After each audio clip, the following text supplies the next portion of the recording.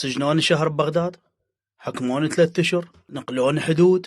مفوض في الجيش العراقي يتفاجأ بمعاقبته ونقله إلى الحدود بعد أن طالب بقطعة أرض.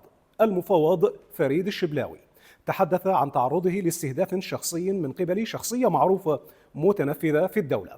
عاقبوه وحكموا عليه بالسجن لمدة 3 أشهر مع نقله إلى الحدود. اخوان العام طلبت بخصوص قطع أراضي، أخوكم مفوض فريد الشبلاوي بكربلاء طلبت بقطع أراضي، حقنا هذا، مو لو لا حقنا.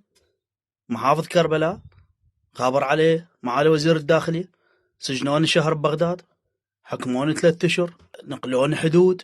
يا شنو سوينا شنو مثلا؟ أو عندي كتاب وزير أو وكيل وزير الداخلية أرجع إلى كربلاء كوني من ذوي الشهداء، ولحد الآن ما حد يوافق عليه. يدي أعرف شنو السبب؟ محافظ كربلاء شنو مثل العراق مالتك، كربلاء مالتك. فأنا بالنسبة لي جلطتين براسي وصرع عندي، فأي شيء يصير بيه وأنا رجال مريض، أي شيء يصير بيه فيتحملها محافظ كربلاء.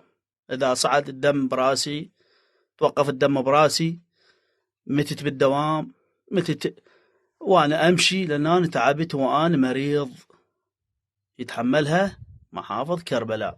وأنا هسه حاليا بالحدود، ورغم عندي كتاب وزير ارجع إلى كربلاء، وكيل وزير داخلية ارجع إلى كربلاء، والله محافظ كربلاء ما يقبل.